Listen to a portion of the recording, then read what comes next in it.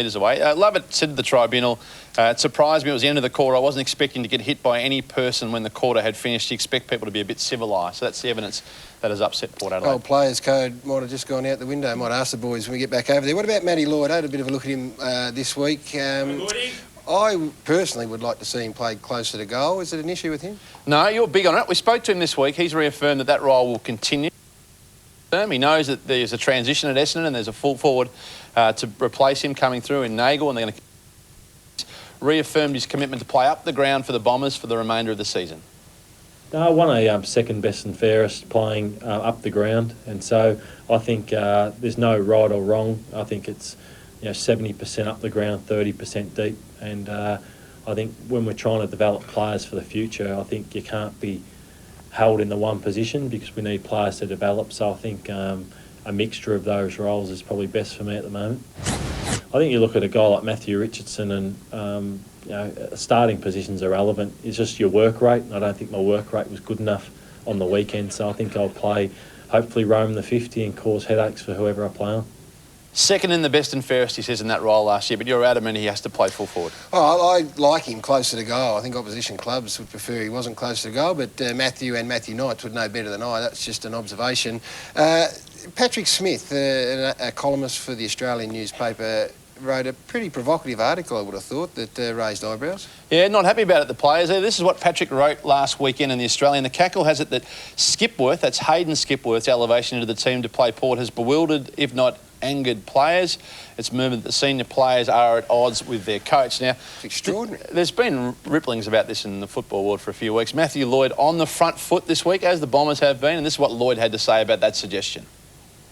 Yeah, I think, I haven't seen the article or heard what went on SEN, but total rubbish. I think we're all baffled by the information, and you'd love to get hold of the insider who gives that information and have them never step foot in if they are holding a position inside our football club. So totally behind our coach, Hayden Skipworth, and the decisions that are made at the football club, and obviously that when you're losing games there's going to be rumblings, but couldn't be further from the truth.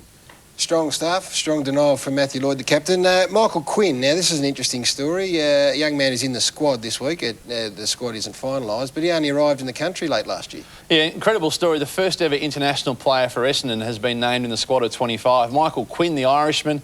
He only landed in November. He's only been playing football for 5 weeks, can you believe it? Picked up the game 5 weeks ago and is in the squad and will probably play on the weekend for the Bombers in a historic moment for them, the Irishman. It's unbelievable. Difficult to get through this show. We almost were going to do it without mentioning Ben Cousins, but where's all that sitting at the moment? Yeah, a few quick ones to finish with. The management of Ben Cousins met with Richmond today as they try and just work through Ben doing a couple of things outside the auspice of the club last week, taking on a newspaper column and a TV interview. They're on the same page on that one, so Ben's back on the same page with Richmond. Scarlett will play, by the way, on the weekend for the Cats. He trained last night. Milburn in a little bit of doubt with the flu. And Chris Judd, who's had the flu for 3 days, is certain to play on the weekend as well. And finally, on a sad note, a tragic situation with a very famous football family. Yeah, the football world's still in mourning over the passing of Ryan Ablett, who is the son of Jeff Ablett, the Hawthorn great, and the nephew of the great Gary Ablett as well. And the whole Ablett family have been shocked by this. The Ablett family contacted the Footy Show this week and wanted a statement released. They asked us to read it in its entirety, and we respect that, of course. This is from the family of Ryan Ablett, the young footballer who tragically passed away. We have been overwhelmed and heartened by the many messages of support we have received from friends and people in the community since the tragic loss of our son and brother Ryan last weekend. Early last Saturday morning, Ryan Ablett passed away in his sleep. The autopsy results showed he had a serious heart condition, which he may have carried for some time, but of which we were all unaware. Up until last Saturday, Ryan had been undertaking his own strenuous training regime for his football and thought that recent bouts of extreme tiredness were due to this heavy workload. Unfortunately, this was not the case, and it appears that Ryan's dedication and passion for his footy may have contributed to exasperating his heart condition. Ryan will be sorely missed by his family, father Jeff, mother Heather, brother Jake and sister Cassandra, as well as the many other family members and an enormous circle of friends. As a family, we are grateful for the tremendous support we have received by everyone during this tragic time, and we ask now that the media respect our family's privacy during this difficult period ahead. From Jeff, Heather, Jake and Cassandra Ablett, the football world mourns the passing of Ryan Ablett. Well said, Hutchie. Thanks for that. Look forward to seeing you next Thursday night. Please thank Craig Hutchison for it.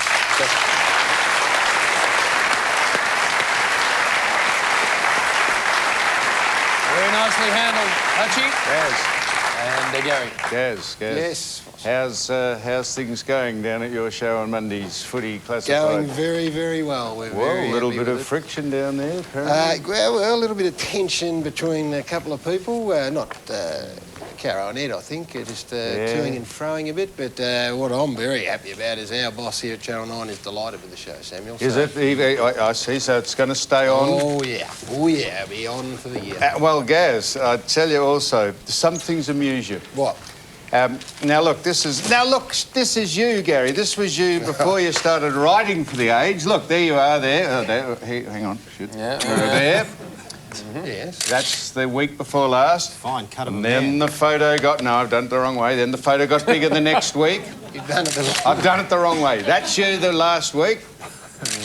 And then this was you the previous week. Oh, yes. And they're getting bigger and bigger, and this is what they're doing next week. Oh, I like it. But look, Gary, can I just say, you'll add a bit of credit. Your paper's gone mad. What? Now, look, can you see this? This is booze, the lifeblood of Australian sport, liquid assets, sports... It says there are growing calls for health experts to wean major codes off the bottle, but the political will is still lacking, and they're saying that football is being sponsored by, and it's not a good thing, the Age is saying that. And have a look just on the back. This is just on the back. This is a full-page ad for Dan Murphy's liquor store ad. Maybe the Age can't get by without alcohol advertising either, Gary. Why would you have a crack at the Age? It's not a football club. What? It's not a football club. What's the matter? So you're not allowed to be sponsored by alcohol? As long as there's plenty of... We're sponsored by alcohol, aren't we? Carlton Natural Blonde in that ad, Samuel. Yep. I think we'll all be pretty happy. No, but that is just It's commercial reality, Fossil. Now, let's have a look at Saturday 2:10 at the MCG, clash of traditional rivals. Collingwood take on the Melbourne Footy Club. Both sides looking for their first win. The Magpies disappointing against Adelaide last Saturday, and the Demons, from all reports, competitive for 3 quarters, but that isn't good enough either. This is a game that has caused some upsets over the journey. For the Demons, Colin Sylvia comes back in their side. 2 good young players out. And for the Magpies, they welcome Lee Brown for his first game in Magpie colours. Brownie, who do you think's going to win this one? I think the Pies will win. They probably should have won. They were up by a few goals against Adelaide last week. I think they've got a bit too much depth through the midfield, Gaz, and so they'll have plenty of rotations there. You look at their interchange bench: Davis, Johnson, Swan, and Dick. They'll have plenty of rotations through there, and might have too much run for the Melbourne Demons. Yeah, I think you're pretty right there. I think Collingwood, they rarely have 2 bad games in a row. Not that last week was bad, it was a very close one. Melbourne did show some good improvement over last year's form, but I think the Pies will have too much depth across the board, Shane. Yeah, Melbourne tried hard. Sean, We're just a bit... Yeah, Sean, I'm happy with Sean. We're a bit undermanned, but they tried hard, and I think... But I think Collingwood will win, and if they don't, it'll be a very, very big story next week. Samuel? Sam? Yeah. Well, if they can get a free kick, they were absolutely crucified last week, Collingwood, with the free kicks. I didn't think so. Pardon? I didn't think so. No, but you wouldn't. Now, have you, just as a matter of fact, have you got any idea, Matthew, when you play Richmond? When you play Melbourne? What's that? Have you got any idea when Richmond play Melbourne? Not at this stage. Round 4, I think it is. Round 4, mate. I'd Just taking it 1 week at a time. Yeah, I'd build yourself up for that encounter if I was you. I think... What? I can't be bothered with you tonight anymore. You're talking absolute rubbish. Yes, absolute rubbish. By the way, Richo's goal-kicking accuracy better than Bernie, Quinlan, Kevin Bartlett, Brendan Favola, Bill Brownless and Anthony Rocker.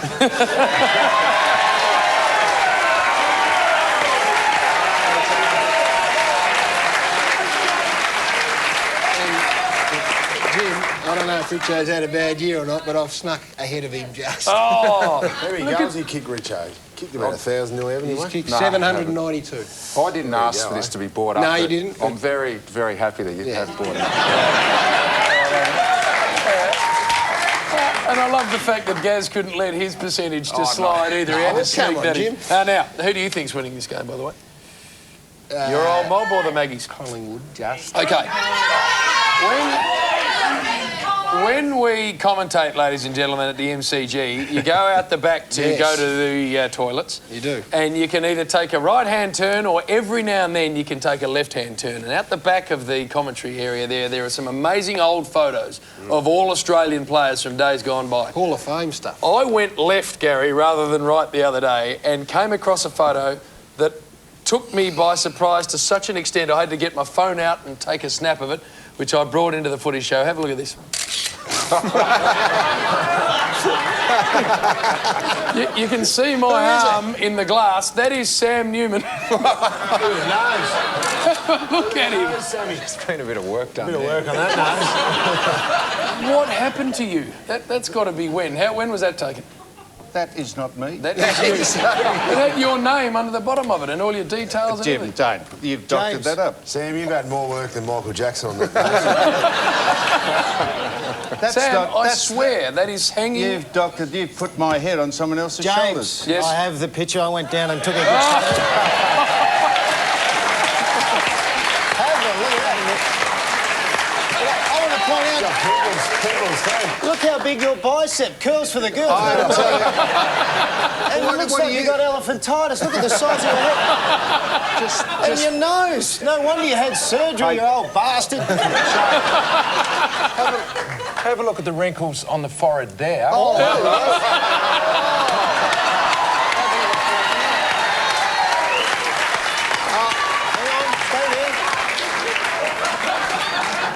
It's less than Botox, you bastard.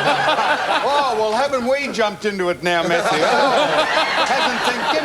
Give me that here. I'll tell you, you've doctored that up. Sam, I didn't touch it. No, but it gets better, Sam, because we have a little bit of a competition going. Now, hang on a minute. No. Gary, now, Yes, John. you have I don't mind you taking the urine out of me, but you've just told people you've doctored that up. You put my head on someone that is not my body. Have a look at the size of my head. Have a look at the size of my head in relation to my body. Look, look, that is how big my head is. Is your head a third of the size of your chest? Is that how big it is?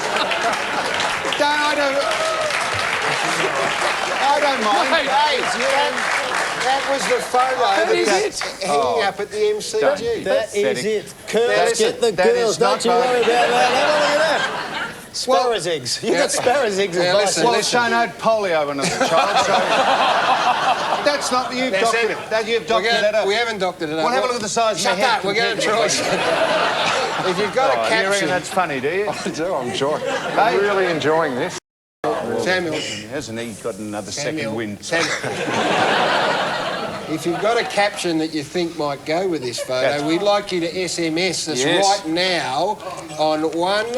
Oh, now we can't see it. 19999 is the number. You can SMS right now. We'll read the best ones out. That's Gary, I've got a few examples. 19999 TFS. I have a few little examples, so at home, if you're not thinking too straight, maybe these can help you on the way, so you can SMS us later. Look at the picture. Hurry up with the picture. I'm going to poo my pants.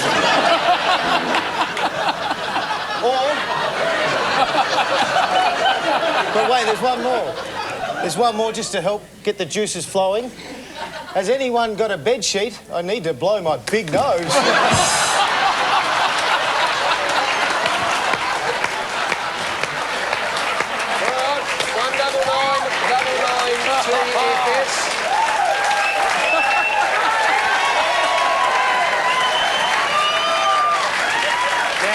Don't ring that number. People are ringing it already. Don't ring it. It is SMS only. 19999 We'll read out the best SMSs after show. Ladies and gentlemen, as we go to the break, Kaiser Chiefs up next. Street Talk. Shane's going to look after the SMS and Billy Browns is going to join us. That's coming up on the Footy Show.